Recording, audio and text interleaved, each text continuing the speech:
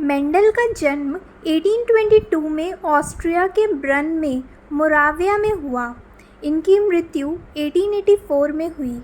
Mendel एक बहुत गरीब परिवार के थे, जिसकी वजह से ये अपनी आगे की जो पढ़ाई है उसे वो पूरी नहीं कर पा रहे थे, जिसके कारण इन्होंने ब्रन में सेंट ऑगस्टीनियन मोनेस्ट्री को ज्वाइन कर लिया।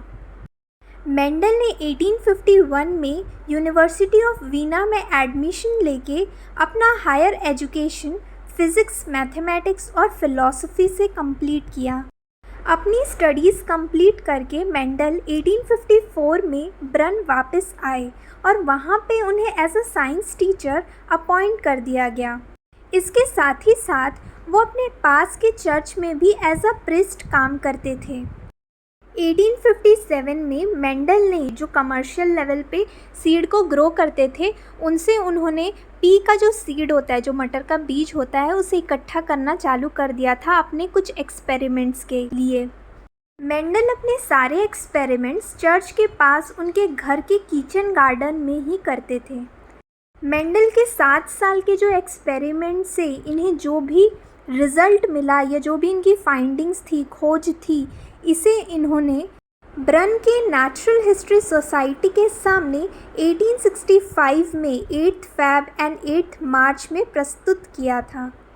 1866 में ब्रन की नेचुरल हिस्ट्री ऑफ सोसाइटी की जो एनुअल प्रोसीडिंग होती है, एनुअल प्रोसीडिंग कहने का मतलब है जो साल भर में जितने भी इवेंट्स हुए होते हैं उसके बारे में जो जानकारी दी जाती है एक पेपर के थ्रू, उसे ही एनुअल प्रोसीडिंग कहा जा रहा है इसमें। तो जो मेंडल के एक्सपेरिमेंट की जो भी फाइंडिंग थी, जो भी खोज थी, जो भी रिज़ल्ट था, उसे इस पेपर में जर्मन लैंग्वेज में पब्लिश किया गया था, जिसका टाइटल था experiment in plant hybridization. Next देखते हैं कि आखिर मेंडल ने गार्डन पी को ही क्यों चुना अपने एक्सपेरिमेंट मटेरियल के तौर पर। पहला है, in pea varieties several characters had two contrasting forms. मटर की जितने भी किस्में हैं उनमें जितने भी कैरेक्टर्स पाए जाते हैं, जैसे कि सीड का शेप, सीड का कलर, प्लांट का हाइट, फ्लावर का पोजीशन, उसके 2 अलग अलग रूप पाए जाते हैं। जैसे कि एग्जाम्पल के तौर पे अगर पी का सीड शेप ले ले, मटर का बीज का आकार ले ले, तो 2 कॉन्ट्रास्टिंग फॉर्म्स हमको देखने को मिलते हैं। क्या क्या? एक राउंड और दूसरा रिंकल्ड। वैसे ही अगर प्लांट हाइट की बात करें तो टॉल और ड्वार्फ। तो ये एक कारण था जिस वजह से मेंडल ने पी को चुना था अपने एक्सपेरिमेंटल मटेरियल के रूप में। दूसरा पॉइंट है कि P is a self pollinated plant, मतलब मटर का जो पौधा होता है उसमें परफेक्ट फ्लावर, मतलब मेल और फीमेल रिप्रोडक्टिव ऑर्गन दोनों ही पाए जाते हैं। और इसमें अगर आर्टिफिशियली क्रॉस पॉलिनेशन अगर हमें कराना है तो वो भी हम करा सकते हैं। नेक्स्ट पॉइंट है easy emasculation and hybridisation as pea flowers are relatively large.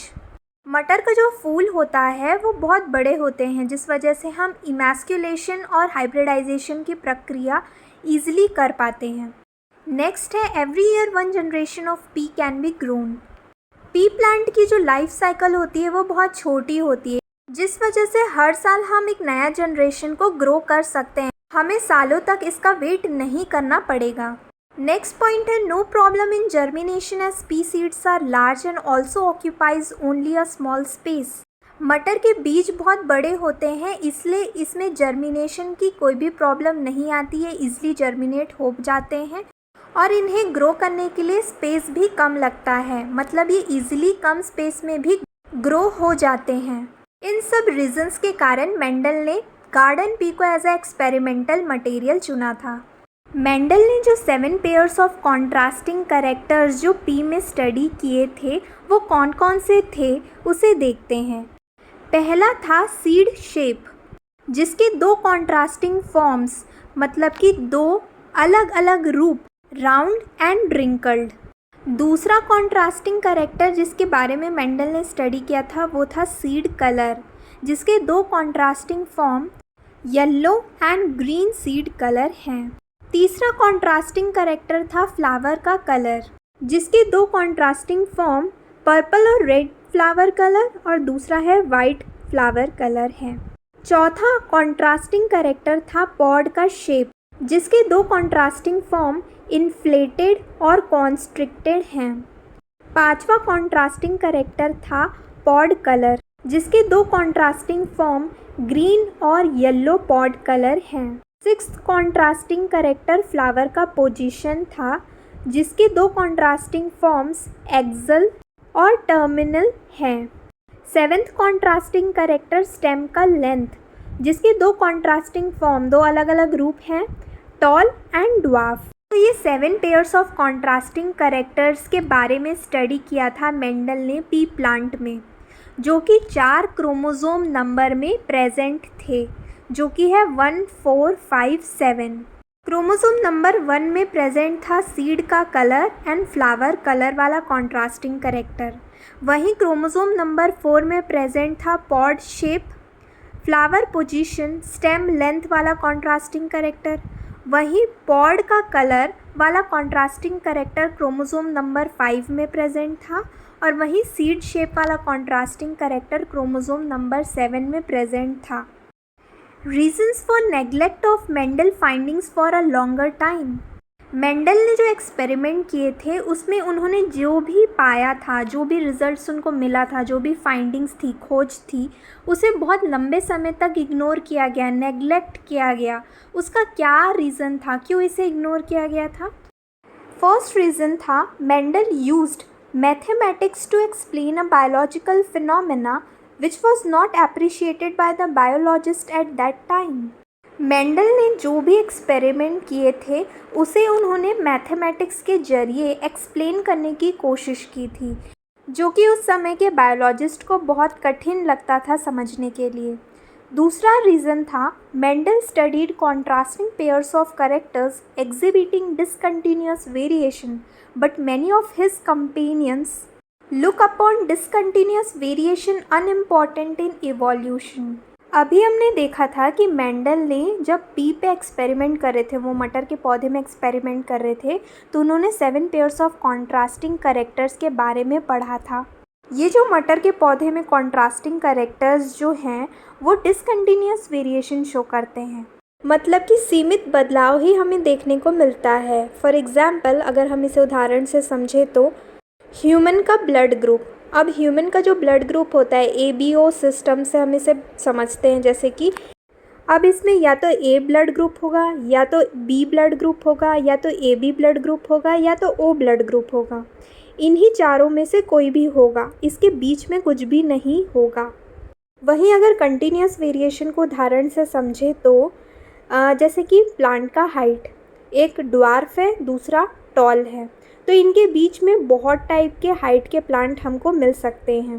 तो जो मेंडल के कंपेनियंस थे, दूसरे साथीगण थे, वो डिसकंटिन्यूअस वेरिएशन को उतना इम्पॉर्टेंट नहीं समझते थे इवोल्यूशन के लिए। मतलब कि वो सोचते थे कि कोई नए प्लांट स्पीसीज़ का अगर उत्पत्ति हो रहा है तो उसमें डिसकंटिन्यूअस वेरिएशन का कोई इम्पॉर्टेंट रोल नहीं होता है, सिर्फ कंटिन्यूअस वेरिएशन का इम्पॉर्टेंट रोल होता है।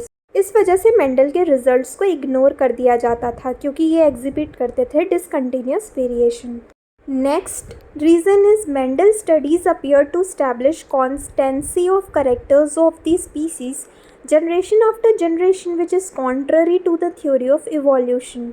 मेंडल ने जो भी पढ़ा था उससे ये समझ में आता था कि उन्होंने एक स्थिरता, कॉन्स्टेंसी मेंटेन करने की कोशिश की थी एक जनरेशन के बाद दूसरे जनरेशन में भी, जो कि पूरा उल्टा था थ्योरी ऑफ इवोल्यूशन के। क्योंकि थ्योरी ऑफ इवोल्यूशन में जैसे हमने पढ़ा था उसमें ये बताया गया था कि जो कैरेक्टर्स फिट होंगे सरवाइव करने के लिए, नेचर उसे ही सेलेक्ट करके आगे पास करता है और उससे ही नए स्पीसीज़ का इवोल्यूशन होता है या उत्पत्ति होती है। Next reason is phenomena of fertilization and behaviour of chromosomes were not known at that time. समय में फर्टिलाइज मतलब मेल फीमेल गैमेट्स का फ्यूजन या फिर क्रोमोसोम किस तरीके से बिहेव करते उसके बारे में कोई भी जानकारी नहीं थी, जिस वजह से मेंडल के रिजल्ट्स को नेग्लेक्ट कर दिया जाता था। Next reason is Mendel did not give proper publicity to his work. Mendel ने अपने रिजल्ट्स को एक ही बार पेपर में पब्लिश किया, उसके बाद उन्होंने कुछ भी आगे नहीं लिखा, जिस वजह से ज़्यादा लोगों तक इनका काम नहीं पहुंच पाया। Next reason is Mendel failed to demonstrate his results in other species, example hawkweed. Hieracium and honey bees. Mendel को जो भी रिजल्ट्स उन्हें अपने एक्सपेरिमेंट से मिला था वो दूसरे स्पीसीज़ में जैसे हॉकवीड या हनी बी में वो उसे एक्सप्लेन नहीं कर पाए या प्रूफ नहीं कर पाए। इन सभी कारणों की वजह से मेंडल के काम 34 ईयर्स 1866 से 1900 तक नेग्लेक्ट किया गया या ध्यान नहीं दिया गया।